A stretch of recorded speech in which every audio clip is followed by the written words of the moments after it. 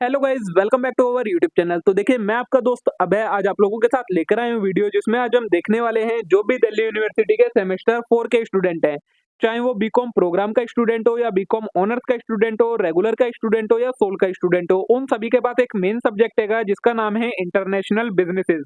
तो मैं आज आप लोगों के साथ लेकर आया हूँ वीडियो, जिसमें आज मैं आपको बताने वाला हूँ कि अब हम शुरू करने वाले हैं आपका ये सब्जेक्ट, जिसके अंदर मैं आपको ये पांचों इसकी जो पांचों यूनिट है, 5 यूनिट आ रही है आपके सिलेबस में दिल्ली यूनिवर्सिटी के। तो उन पांचों यूनिट को कवर करवाने वाला हूँ एक एक करके वीडियोस के पार्ट में, जिसके अंदर मैं आपको इन पांचों यूनिट में से जो जो कंटेंट आपके दिल्ली यूनिवर्सिटी के सिलेबस में दिया गया है वो सारी चीजें काफी डिटेल में कवर करवाने वाला हूँ, समझाने वाला हूँ। सारी चीजें आपको कवर हो जाएंगी जितनी आपके एग्जाम के लिए रिलेवेंट है। वीडियोस इसकी पार्ट्स में आएंगी यूनिट वाइज, और यूनिट में भी पार्ट बनेंगे वीडियो के। काफी लंबी लंबी वीडियोस मैं नहीं बनाऊंगा, आधे आधे घंटे की आपकी वीडियोस आएंगी जिसके अंदर आपका सारा कंटेंट कवर करवाया जाएगा पार्ट्स में। तो अगर आपने अभी तक चैनल को सब्सक्राइब ना करा हो तो चैनल को जरूर सब्सक्राइब कर लें इस टाइप के और कंटेंट के लिए। वीडियो को लाइक करना ना भूलें, अपने सभी दोस्तों के साथ शेयर करना ना भूलें।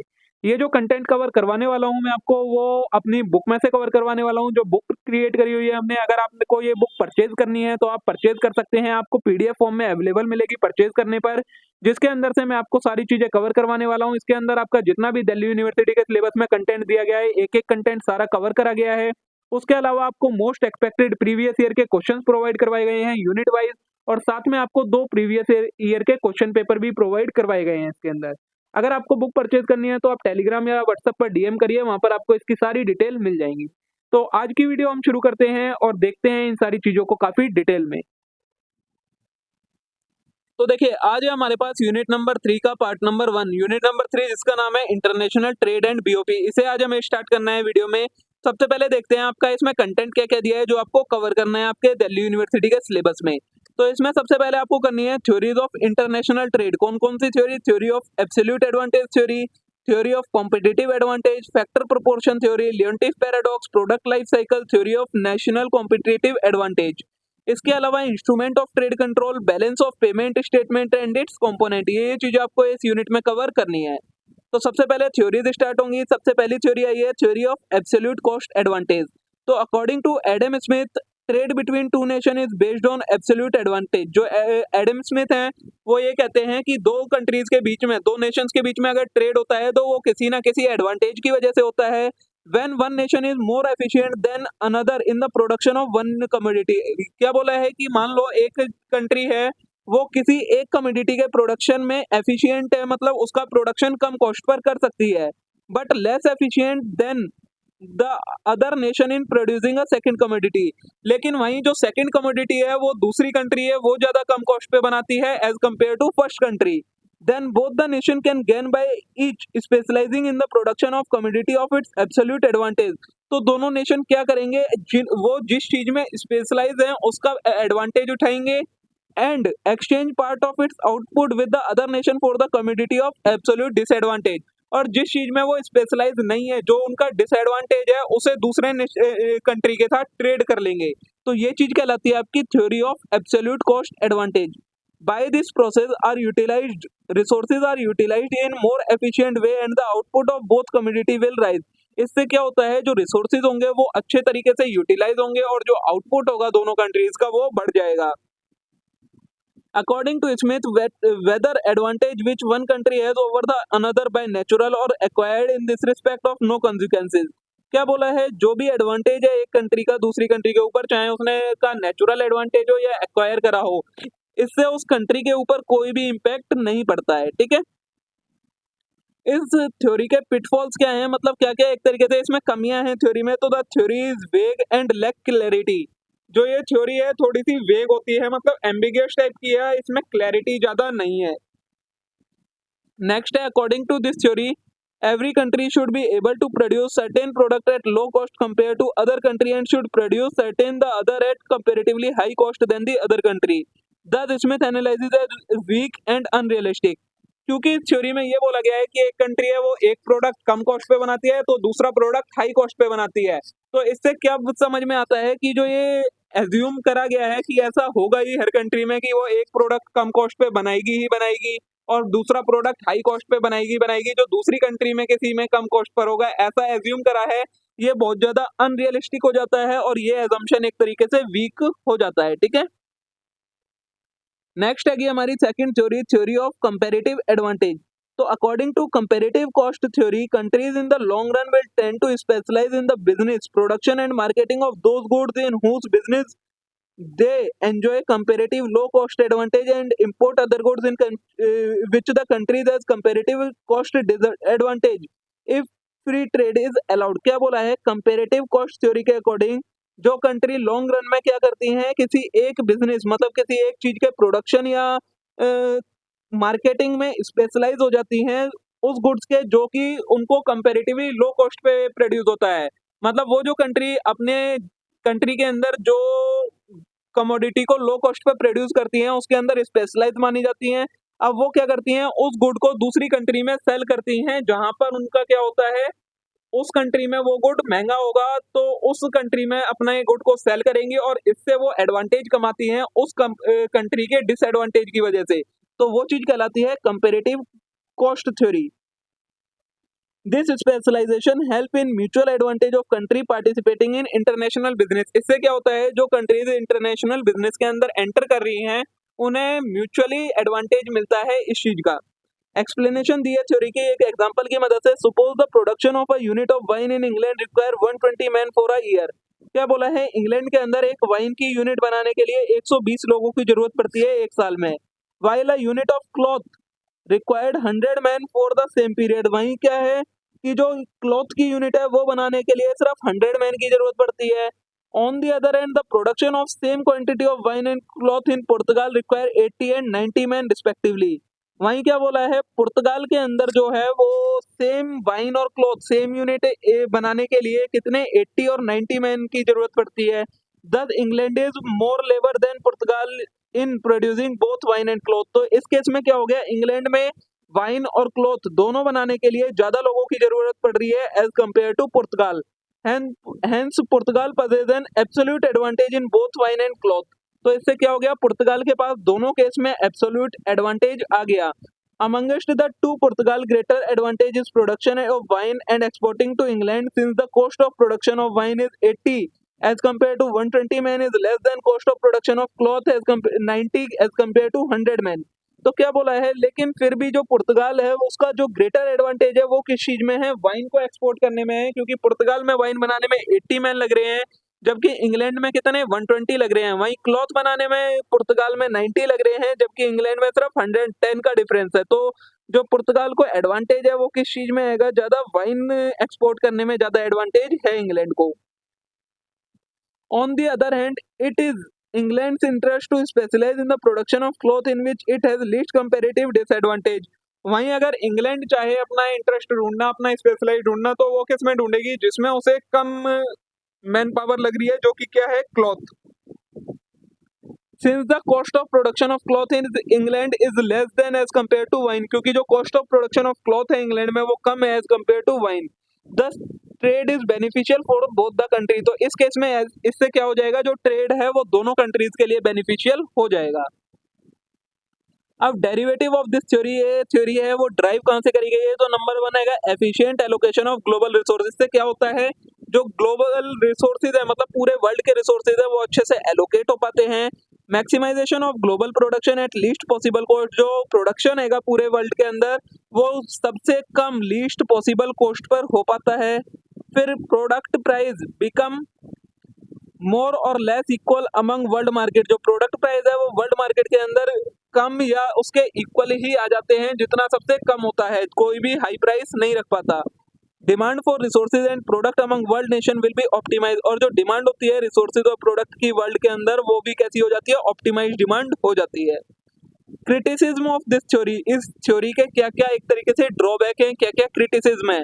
तो number 1, assumption of labor cost is no longer valid। तो the most forthright attack against the theory is that because of its assumption of labor cost, the assumption of labor theory of value on which it based has been long discarded। इसके अंदर क्या होता है, labour cost को एक तरीके से जो एज्यूम करा जाता है वो वैलिड तरीका नहीं होता लेबर कॉस्ट को एज्यूम करने का। इस थ्योरी के अंदर सिर्फ यूनिट की फॉर्म में उन्हें देखा जाता है, उनके स्पेशलाइजेशन स्किल्स के बेसिस पर उन्हें नहीं देखा जाता।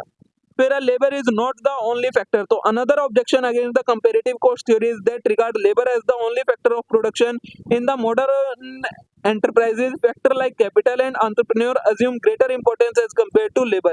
इसमें क्या बोला है, ये एक तरीके की ट्रेडिशनल थ्योरी है, तो इसके अंदर सिर्फ लेबर को ज्यादा इंपॉर्टेंस दी जाती है, लेकिन जो आजकल की मॉडर्न एंटरप्राइजेज हैं उसमें लेबर से ज्यादा जो एंटरप्रेन्योर होते हैं और कैपिटल होते हैं फैक्टर, इनकी ज्यादा इंपॉर्टेंस होती है, इनको ध्यान दिया जाना चाहिए। ये भी इसका एक क्रिटिसिज्म या ड्रॉबैक हो जाता है।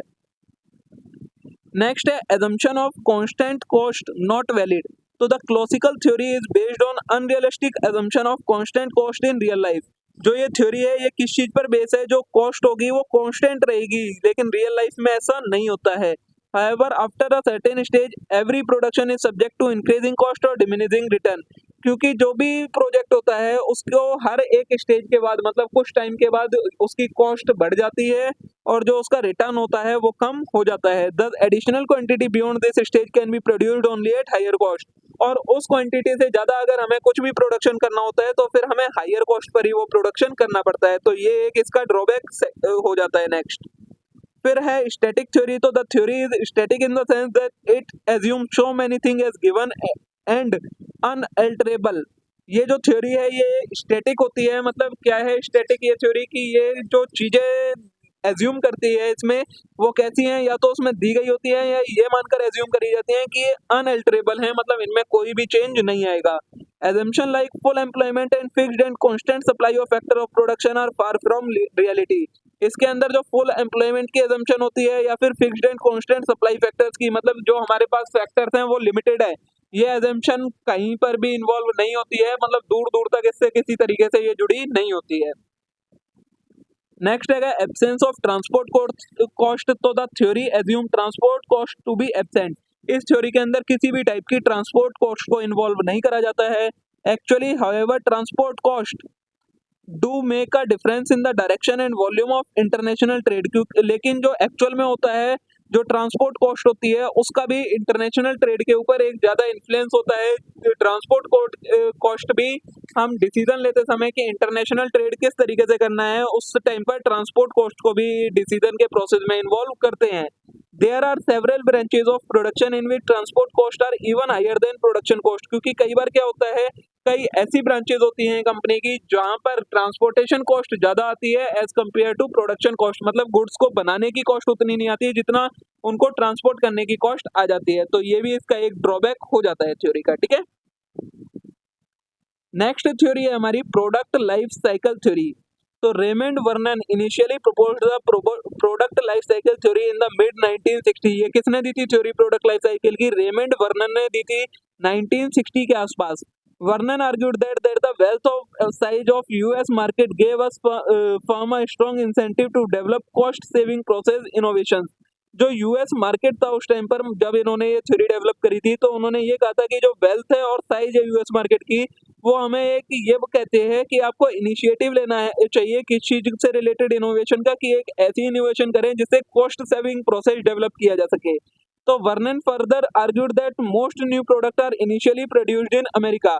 उन्होंने ऐसा इसलिए कहा था क्योंकि उस टाइम पर जो ज्यादा से ज्यादा जो भी प्रोडक्ट नया प्रोडक्ट बनता था वो कहाँ बनता था? अमेरिकन मार्केट में ही बन रहा था। Apparently, the pioneering firm believed that it was better to keep the production facility close to market and to the firm center of decision making। इन्होंने ये भी कहा था कि जो पायोनियरिंग फर्म है, मतलब जो अच्छी फर्म है एक तरीके से, उन्हें क्या करना चाहिए? अपनी प्रोडक्शन फैसिलिटी को मार्केट के पास में ही रखना चाहिए। Given the uncertainty and risk inherent in introducing new product, जिससे क्या हो डिसीजन लेने में आसानी हो सके कि एक न्यू प्रोडक्ट अगर आएगा तो उसके साथ क्या क्या अनसर्टेनिटीज इन्वॉल्व है, क्या क्या उसमें रिस्क इन्वॉल्व है, ये सारी चीजों से related. Also the demand for most new product to be raised on non price factor, और नॉन प्राइस फैक्टर की वजह से जो डिमांड है वो न्यू प्रोडक्ट की बढ़ जाए, इसलिए इन्होंने ये थ्योरी सजेस्ट करी थी। Consequently, firm can charge relatively higher price for new product which obviates the need to look for low cost production site in other country। तो फर्म क्या कर सकते हैं इस थ्योरी के अकॉर्डिंग? स्टार्टिंग में जब न्यू प्रोडक्ट आता है तो उसके लिए थोड़ा सा हाई प्राइस भी चार्ज कर सकते हैं। The consequences of this trend is that over the time United States switches from being exporter of producer to as importer of product as production become concentrated in low cost foreign location and then developing countries। तो इससे क्या हुआ, इसका effect क्या हुआ इस theory का, United state जो कभी एक्सपोर्ट करा करता था सारी चीजों का, उस टाइम पर अब क्या करने लगा था, इंपोर्ट करने लगा था। और इंपोर्ट क्यों करने लगा था, क्योंकि उसने अपनी प्रोडक्शन फैसिलिटी दूसरी दूसरी कंट्रीज में जहां पर उसे लो कॉस्ट पर प्रोडक्शन हो सकता था वहां पर लगा दी थी, और वहां से वो उन सारी चीजों को अब इंपोर्ट करवाने लगा था डायरेक्ट अपनी कंट्री के अंदर। ठीक है, stages in product life cycle. अब एक प्रोडक्ट लाइफ साइकिल की क्या क्या स्टेजेस होती है, तो पहली आती है हमारी stage number 1, the new product. तो in the development stage the product is non standardized. जब डेवलपमेंट स्टेज जो होती है किसी भी प्रोडक्ट की, तो प्रोडक्ट आपका कैसा होता है, नॉन स्टैंडर्डाइज्ड प्रोडक्ट होता है, मतलब उसकी कोई ब्रांडिंग नहीं होती है, कुछ भी नहीं होता है। The production process require a high degree of flexibility, cost of production are therefore quite high. जो प्रोडक्शन प्रोसेस होता है उसके अंदर फ्लेक्सिबिलिटी की जरूरत होती है, मतलब जब हमें चेंज करना हो तब हम उसमें अपने अकॉर्डिंग चेंज कर सके। तो इससे क्या होता है, जो कॉस्ट ऑफ प्रोडक्शन होता है वो थोड़ी सी ज्यादा आपकी होती है। ठीक है, the innovator at this stage is a monopolistic and therefore enjoy all the benefit of monopoly power, including the high profit margin required to repay the high development cost and expensive production process। इसमें जो क्या होता है, जो ये नया product बनाता है वो पर्सन इनोवेटर होता है इस स्टेज पर, तो वो मोनोपोलिस्टिक हो जाता है और वो मोनोपोली के सारे बेनिफिट ले पाता है, क्योंकि उस टाइम पर किसी और ने ऐसा प्रोडक्ट डेवलप नहीं करा होता है। और वो ऐसा किस लिए करता है, अपना हाई प्रॉफिट मार्जिन बनाने के लिए, जिससे जो भी उसकी डेवलपमेंट कॉस्ट लगी है या फिर एक्सपेंसिव प्रोडक्शन प्रोसेस लगा है उसको वो रिकवर कर सके। Price elasticity of demand at this stage is low. इस टाइम पर जो इंट्रोडक्शन स्टेज होती है, यहाँ पर जो प्राइस इलास्टिसिटी होती है डिमांड की वो लो होती है। High income consumer buy it regardless of cost. और जो हाई इनकम कंज्यूमर होते हैं, मतलब ऐसे कंज्यूमर जो हाई इनकम वाले होते हैं, वो उसकी कॉस्ट देखे बिना ही उस चीज को खरीद लेते हैं। ठीक है, सेकेंड स्टेज आती है द मैच्योरिंग प्रोडक्ट। तो as production expand it process become increasingly standardise, the need for flexibility in design and manufacturing decline. अब जब एक प्रोडक्ट एक्सपेंड होना शुरू होता है, मतलब प्रोडक्शन बढ़ने लगता है, प्रोडक्ट मार्केट में पहचान लिया जाता है, तो जो प्रोसेस होता है वो कैसा हो जाता है, स्टैंडर्डाइज्ड हो जाता है, प्रोडक्ट एक स्टैंडर्डाइज्ड प्रोडक्ट बन जाता है। इसके टाइम पर क्या होता है, जो डिजाइन और मैन्युफैक्चरिंग की फ्लेक्सिबिलिटी थी, हमें प्रोसेस में फ्लेक्सिबिलिटी चाहिए थी, अब उस फ्लेक्सिबिलिटी की नीड कम होने लगती है। Therefore the demand for highly skilled labour also decline. तो इससे क्या होता है, जो हमें हाई स्किल लेबर की जरूरत पड़ती थी प्रोडक्शन के लिए, अब वो भी कम हो जाएगी। The innovating country increases its sale to another country. और इससे क्या होता है, जो इनोवेशन कंट्री है, मतलब जिस कंट्री में वो प्रोडक्ट बना है, अब वो क्या करेगी कंट्री दूसरी कंट्रीज में भी उस प्रोडक्ट को सेल करना स्टार्ट करेगी इस स्टेज के अंदर। Competitor with slight variation develop putting downward pressure on price and profit margin. इसमें क्या होता है, अब सेकंड स्टेज तक आते आते उस प्रोडक्ट के कई सारे कॉम्पिटिटर आ जाते हैं, तो इस वजह से डाउनवर्ड प्रेशर बनता है प्राइस पर, प्राइस को कम करना पड़ता है, प्रॉफिट मार्जिन कम हो जाता है। Production cost are increasing concern. और इस टाइम पर क्या होता है, जो प्रोडक्शन कॉस्ट होती है वो एक कंसर्न का इशू होती है। थर्ड स्टेज आती है हमारी द स्टैंडर्डाइज्ड प्रोडक्ट। तो in this final stage the product is completely standardize in its manufacture. इसमें क्या होता है, थर्ड स्टेज में जो प्रोडक्ट होता है वो पूरी तरीके से स्टैंडर्डाइज्ड प्रोडक्ट बन चुका होता है मार्केट के अंदर। Thus with access to capital in world capital market, the country of production is simply the one with the cheapest unskilled labor। क्या बोला है, अब जब पूरी वर्ल्ड में वो प्रोडक्ट बन चुका होता है, लेकिन जहाँ पर उसका इनोवेशन हुआ होता है वो कंट्री कैसी होती है, सबसे चीपेस्ट कंट्री होती है, जहाँ पर वो प्रोडक्ट सस्ता मिलता है। Profit margin are thin and competition is fire. जो प्रॉफिट मार्जिन होता है वो बहुत ज्यादा कम हो जाता है और कंपटीशन बहुत ज्यादा बढ़ जाता है इस टाइम पर। The product has largely run its course in term of profitability for the innovating firm. और जो फर्म है वो कैसा है, प्रॉफिटेबिलिटी के लिए अब नहीं रहती है, सिर्फ अपने सर्वाइवल के लिए उस टाइम पर काम कर रही होती है मार्केट के अंदर। ठीक है, ये आपकी 3 स्टेज होती हैं प्रोडक्ट लाइफ साइकिल की। अब आता है आपका next concept, limitation of product life cycle theory. जो आपकी प्रोडक्ट लाइफ साइकिल की थ्योरी है, इसकी क्या क्या आपकी लिमिटेशंस हो जाती हैं। तो नंबर 1 है applicable on technology based product. तो the technology based product normally experience the change in production process as they grow and mature. क्या बोला है कि जो टेक्नोलॉजी बेस्ड प्रोडक्ट होते हैं वो टेक्नोलॉजी के चेंज होते ही अपने आप को उनके प्रोसेस में चेंज की जरूरत पड़ती है, और जैसे ही वो ग्रो करते हैं, मैच्योर करते हैं, उनके प्रोडक्शन प्रोसेस में हमें चेंज लाना होता है।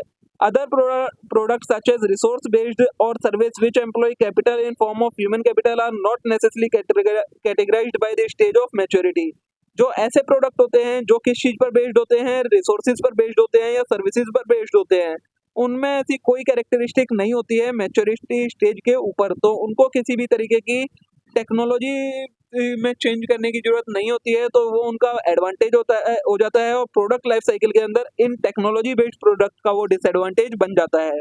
नेक्स्ट है most new product are not developed and introduced in United state.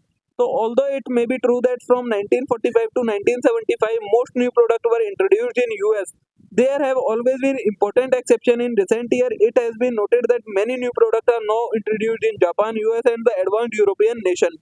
उस टाइम पर था, क्या बोला है कि उस टाइम पर ऐसा था जब ये थ्योरी बनी थी कि ज्यादातर जो प्रोडक्ट बनते थे वो यूनाइटेड स्टेट में बनते थे, लेकिन आज के टाइम पर क्या देखा जाता है, जो भी ज्यादा न्यू न्यू प्रोडक्ट बनते हैं वो कहाँ से, या तो यूनाइटेड नेशन के होते हैं या फिर एडवांस यूरोपियन नेशंस के होते हैं। यूनाइटेड स्टेट का इतना रोल नहीं रह गया है।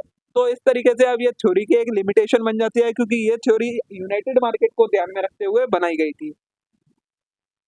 ये हो जाती है आपकी यहाँ पर प्रोडक्ट लाइफ साइकिल वाली थ्योरी भी खत्म, ठीक है। अब नेक्स्ट थ्योरी है आपकी factor proportion theory.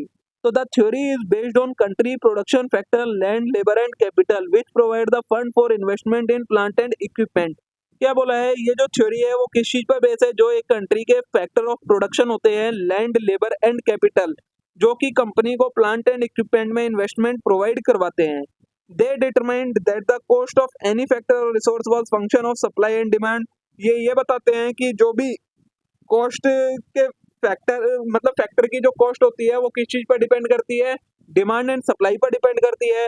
Factor that were in great supply relatively demand would be cheaper. Factor, ऐसे फैक्टर जो कि जिनकी सप्लाई ज्यादा है एज कम्पेयर टू डिमांड, वो सस्ते होते हैं। और factor is greater demand relative to supply would be expensive. और ऐसे फैक्टर जिनकी डिमांड ज्यादा हो, सप्लाई कम हो, वो फैक्टर कैसे होते हैं, एक्सपेंसिव फैक्टर होते हैं। This theory also called the factor proportion theory. इस थ्योरी को हम फैक्टर प्रोपोर्शन थ्योरी भी कहते हैं। Stated that countries would produce and export good that required resources और factor that were in great supply and therefore cheaper production factor. तो जो countries होती हैं वो हमेशा ऐसे गुड्स को प्रोड्यूस करती हैं और एक्सपोर्ट करती हैं जो कि जिनकी सप्लाई ज्यादा हो, और सप्लाई ज्यादा हो ऐसा क्यों करती हैं ऐसे प्रोडक्शन गुड्स का एक्सपोर्ट या फिर प्रोडक्शन, ताकि जिससे वो गुड्स उन्हें चीपर अमाउंट पर मिल सके, सस्ते दामों पर मिल सके वो गुड, इसलिए वो कंट्रीज ऐसा करती हैं। In contrast countries would import good that require resources that were in short supply but higher demand. और कंट्रीज ऐसे गुड्स का इंपोर्ट करना चाहते हैं जो कि कैसे हों, जिनकी डिमांड ज्यादा हो, जिससे क्या हो, उन्हें अच्छा प्राइस उन गुड्स के लिए मिल सके। तो ये होती है आपकी फैक्टर प्रोपोर्शन थ्योरी की। फैक्टर ऑफ प्रोपोर्शंस को हम डिमांड एंड सप्लाई के बेसिस पर देखते हैं कि उनके अकॉर्डिंग हम अपना डिसीजन लेते हैं कि हमें इंटरनेशनल ट्रेड में किन गुड्स का, किन फैक्टर्स का इंपोर्ट करना है, किन गुड्स फैक्टर का एक्सपोर्ट करना है। फिफ्थ थ्योरी आएगी हमारी द लियोंटिफ पैराडॉक्स। तो the Leontief paradox is a theory proposed by economist Wassily Leontief in 1953। किसने दी थी, वेजली लियोंटिफ नाम के एक इकोनॉमिस्ट थे, उन्होंने ये थ्योरी दी थी।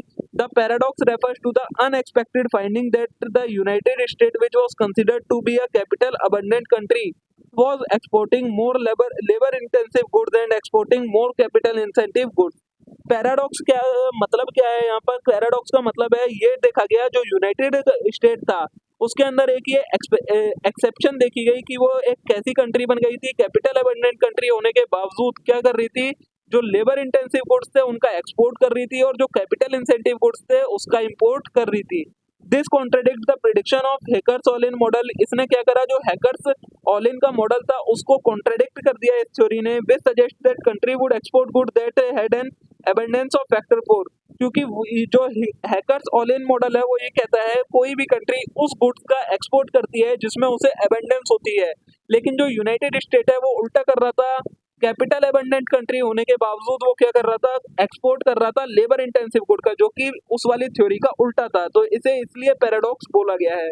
लियोंटिफ research showed that US was exporting goods that required labour input per unit of output than goods it was importing.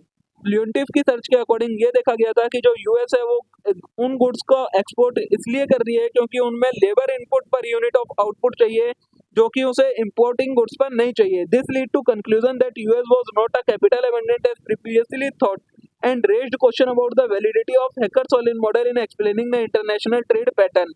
तो जब ये लेवटिफ ने रिसर्च करी तब इससे ये निकल के आया कि ऐसा माना जाता है कि जो यूएस है वो एक कैपिटल अबंडेंट कंट्री है, लेकिन एक्चुअल में ऐसा नहीं है। और इससे क्या हुआ, जो हैकर-सोलिन मॉडल था उसके ऊपर एक तरीके से उसकी वैलिडिटी पर क्वेश्चन अराइज हो गए।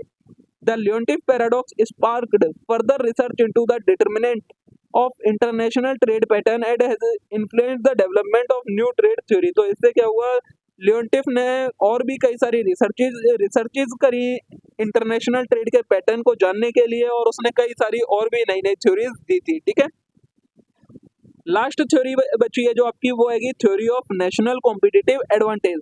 तो Michael Porter of Harvard Business School developed a new model to explain national competitive advantage in 1990। जो माइकल पॉटर थे उन्होंने ही कॉम्पिटिटिव एडवांटेज जो थ्योरी थी उसे और अच्छे से एक्सप्लेन करके नेशनल कॉम्पिटिटिव एडवांटेज थ्योरी बनाया है। Porter theory stated that nations competitiveness is an industry depend upon capacity of industry to innovate and upgrade. क्या बोला है, कोई भी कंट्री होती है उसकी कॉम्पिटिटिवनेस होती है जो इंडस्ट्री की, वो किस चीज पर डिपेंड करती है, उस इंडस्ट्री की इनोवेशन और अपग्रेडेशन पे, कि कितना वो जो इंडस्ट्री है वो इनोवेटिव इंडस्ट्री है और कितनी वो अपग्रेडेड है। His theory focused on explaining why some nations are more competitive in certain industry। इसकी जो थ्योरी थी उसने ये बताया कि जो कुछ कंट्रीज होती हैं वो क्यों कॉम्पिटिटिवनेस ले पाती हैं किसी इंडस्ट्रीज में, किसी सर्टेन इंडस्ट्री में।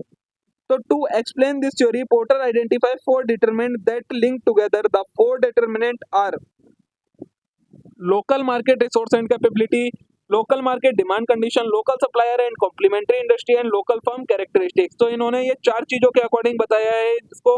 सबसे पहले local market resource and capability. तो Porter recognize the value of factor of proportion theory which considered a nation resource as key factor in determining product a country will import और export.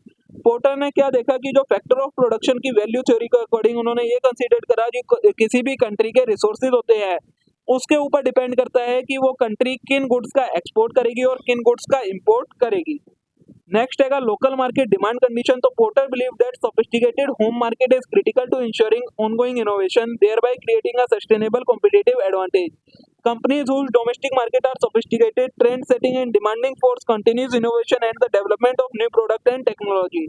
ये क्या बोला है, local market demand condition की जो कि एक कंट्री है उसके अंदर लोकल मार्केट की डिमांड कंडीशन कैसी है, वो कितनी सोफिस्टिकेटेड है, कितनी ट्रेंड सेटिंग है, क्या उनके डिमांड फोर्सेज हैं, उनकी कंटिन्यूस इनोवेशन कैसी है, इस चीज पर डिपेंड करेगा कि वो कंट्री क्या चीज इंपोर्ट करेगी या क्या चीज एक्सपोर्ट करेगी। फिर है local supplier and complementary industry. तो to remain competitive local global firm benefit from having strong efficient supporting and related industry to provide the input required by industry. Certain industry cluster geographically which provide efficiency and productivity. Third है जो वो है supplier और complementary industry, मतलब जो जो उनके supplier हैं जो उन्हें रॉ मटेरियल वगैरह प्रोवाइड करवाते हैं प्रोडक्शन से रिलेटेड, और जो कॉम्प्लीमेंट्री इंडस्ट्री हैं जो उनको सपोर्ट करती हैं प्रोडक्शन के प्रोसेस में। उन पर डिपेंड करता है कि एक कंट्री है कि इंडस्ट्री, एक कंट्री है वो किन चीजों का एक्सपोर्ट करेगी और किन चीजों का इंपोर्ट करेगी। फोर्थ है local firm characteristics. Local firm characteristics include firm strategy, industry structure and industry rivalry.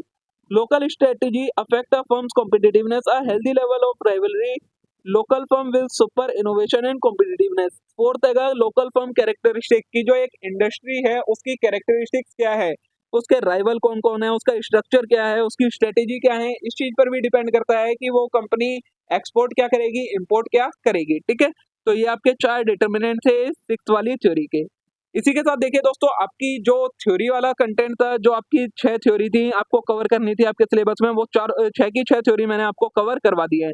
अब इससे आगे का कंटेंट देखेंगे हम इसकी वीडियो के पार्ट नंबर 2 में। तब तक के लिए आप इस वीडियो को लाइक करें, चैनल को सब्सक्राइब करें, वीडियो को अपने सभी दोस्तों के साथ शेयर करना ना भूलें। अब हम मिलते हैं नेक्स्ट वीडियो में। Thank you.